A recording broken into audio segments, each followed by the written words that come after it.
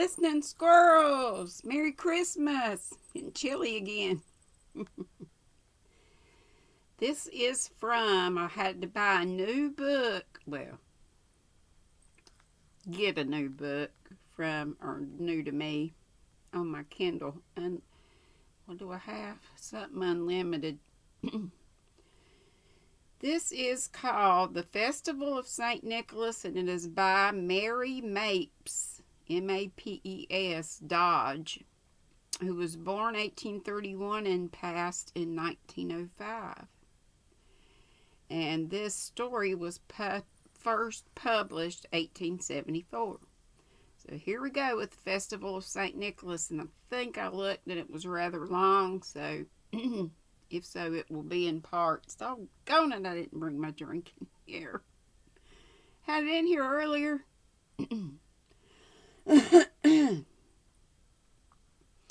We all know how, before the Christmas tree began to flourish in the home life of our country, a certain right jolly old elf with 8 tiny reindeer used to drive his sleigh load of toys up to our housetops and then bound down the chimney to fill the stockings so hopefully hung by the fireplace. His friends called him Santa Claus, and those who were most intimate ventured to say Old Nick. It was said that he originally came from Holland. Doubtless he did, but if so, he certainly, like many other foreigners, changed his ways very much after landing upon our shores. In Holland, St. Nicholas is a veritable saint, and often appears in full costume with his embroidered robes glittering with gems and gold, his mitre, his crozier, and his jeweled gloves. Here Santa Claus comes rollicking along on the 25th of December, our holy Christmas morn. But in Holland, St. Nicholas visits Earth on the 5th, a time especially appropriated to him. Early on the morning of the 6th, which is St. Nicholas Day, he distributes his candies, toys, and treasures and then vanishes for a year. Christmas Day is devoted by the Hollanders to church rites and pleasant family visiting. It is on St. Nicholas Eve that their young people become half wild with joy and expectation. To some of them, for some of them, it is a sorry time, for the saint is very candid, and if any of them have been bad during the past year, he is quite sure to tell them so. Sometimes he carries a birch rod under his arm and advises the parents to give them scoldings in place of confections and floggings instead of joys. Wow. It was well that the boys hastened to their abodes on that bright winter evening, for in less than an hour afterwards the saint made his appearance in half the homes of Holland. He visited the king's palace, and in the self-same moment appeared in Anne Bowman's comfortable home. Probably one of our silver $50 would have purchased all that his saintship left at the peasant Bowman's. But a $50 worth will sometimes do for the poor what hundreds of dollars may fail to do for the rich. It makes them happy and grateful, fills them with new peace and love. Hilda Van Gleck's little brothers and sisters were in a high state of excitement that night. They had been admitted into the grand parlor. They were dressed in their best and had been given 2 cakes apiece at supper. Hilda was as joyous as any. Why not? St. Nicholas would never cross a girl of 14 from his list just because she was tall and looked almost like a woman. On the contrary, he would probably exert himself to do honor to such an august-looking damsel. Who could tell? So she sported and laughed and danced as gaily as the youngest, and was the soul of all the merry games. Father, mother, and grandmother looked on approvingly. So did grandfather before he spread his large red handkerchief over his face, leaving only the top of his skull cap visible. The kerchief was his ensign of sleep. Earlier in the evening all had joined in the fun and the general hilarity these had seemed to be a difference only in bulk between grandfather and the baby. Indeed, a shade of solemn expectation now and then, flitting across the faces of the younger members, had made them seem rather more thoughtful than their elders. Now the spirit of fun reigned supreme. The very flames danced and capered in the polished grate. A pair of prim candles that had been staring at the astral lamp began to wink at other candles far away in the mirrors.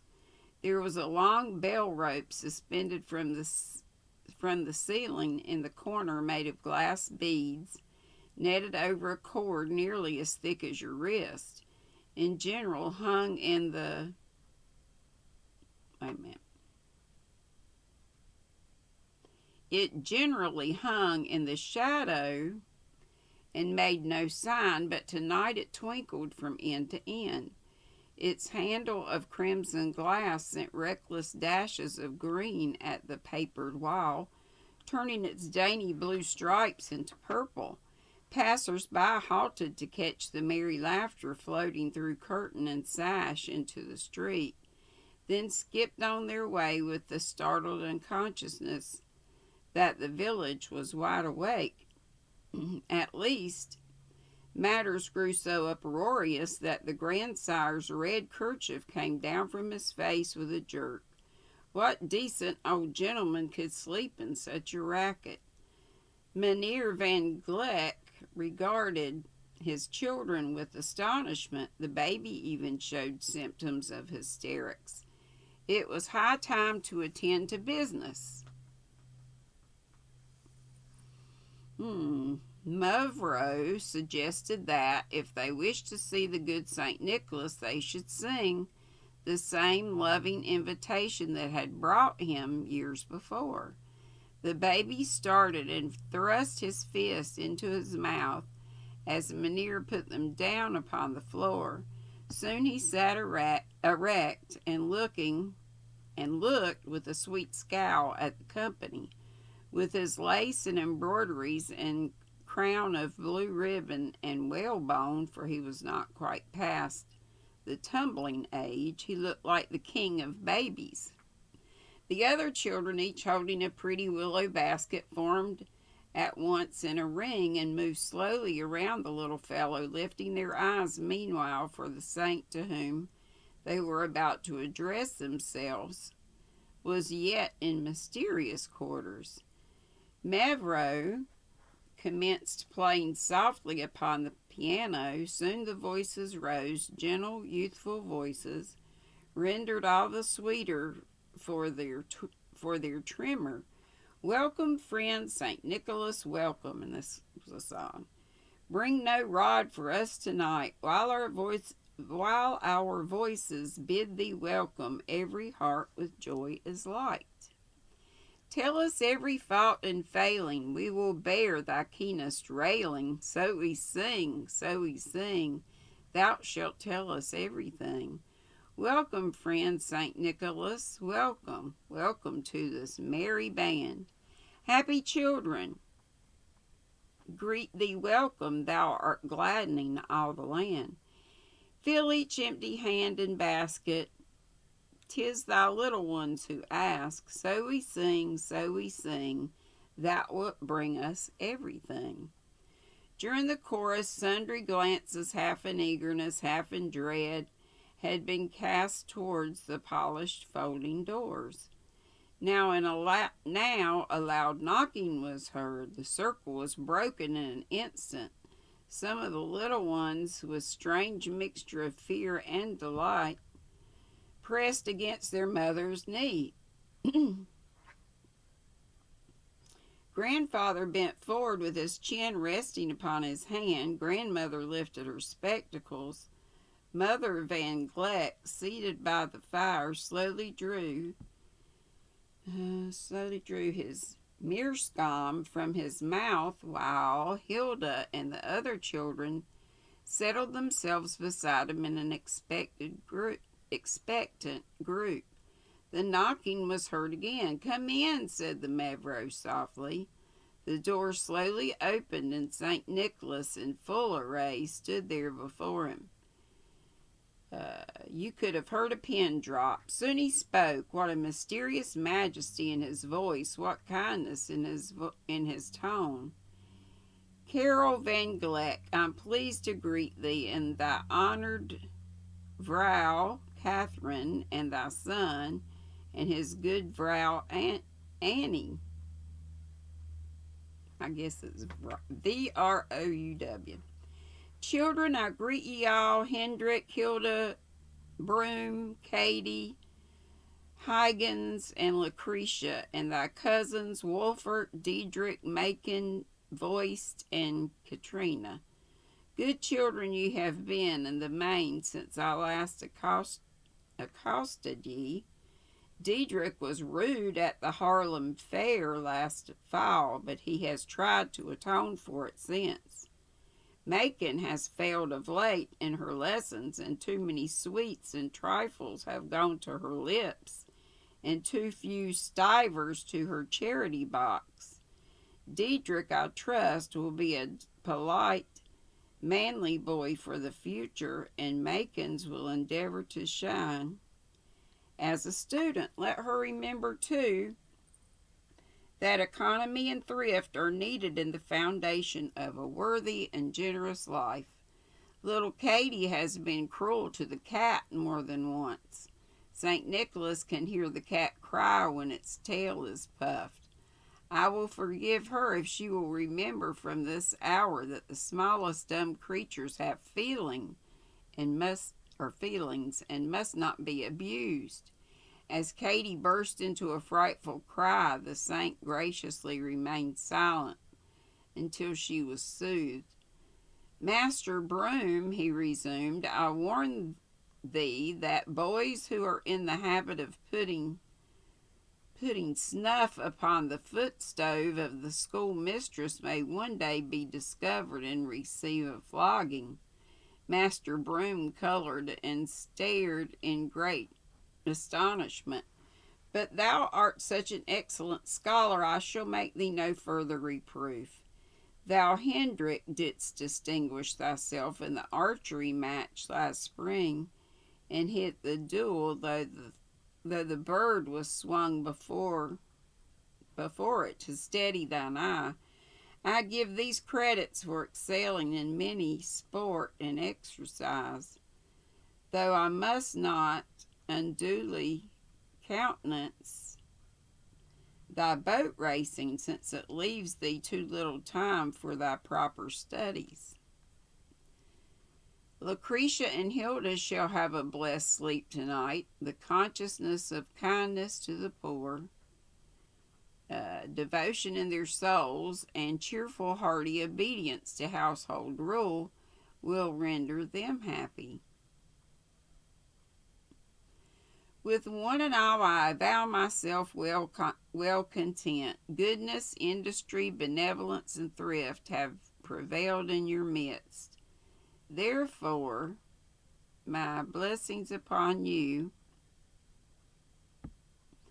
and may the new year find all treading the paths of obedience, wisdom, and love. Tomorrow you shall find more substantial proofs that I have been in your home. Farewell. With these words came a great shower of sugar plums upon a warm, get sleepy, can you tell? Blah, blah, blah, may the New Year's farewell. With these words came great shower of sugar plums upon a linen sheet spread out in front of the doors. A general scramble followed. The children fairly tumbled over each other in their eagerness to fill their baskets. Mevrouw cautiously held the baby down upon the sheet till the chubby little fists were filled. Then the bravest of the youngest sprang up and threw open the closed doors. In vain they searched the mysterious apartment. St. Nicholas was nowhere to be seen.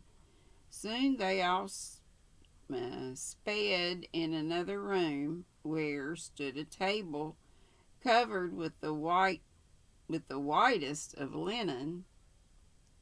Uh, oh no, it's not. I'm almost done. Linen damask. Each child in a flutter of pleasure laid a shoe upon it, and each shoe held a little hay for the good saint's horse. The door was in carefully locked and its key hidden in the mother's bedroom. Next followed good night kisses, a grand family procession to the upper floor, merry farewells at bedroom doors, and silence at last reigned in the Van Gleck mansion. Early the next morning, the door was solemnly unlocked and opened in the presence of the assembly household. When lo, a sight appeared, proving good St. Nicholas to be a saint of his word. Every shoe was filled to overflowing, and beside each stood a many-colored pile. The table was heavy with its load of presents. Candies, toys, trinkets, books, and other articles. Everyone had gifts, from grandfather down to the baby. And that's it. That is it.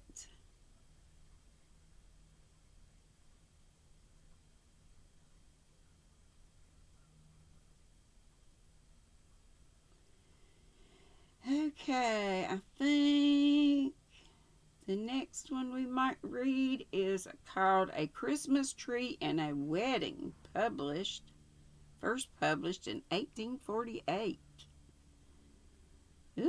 Written by, you see that name? I can't say it. Okay, y'all have a happy and Christmassy day. Gonna go put this in my box with my other Vlogmas thing and try to get a little more done on that. And then I'll be back for live at 5 in about an hour and 45 minutes-ish. Love y'all. Be sweet. Don't be ugly. Merry Christmas.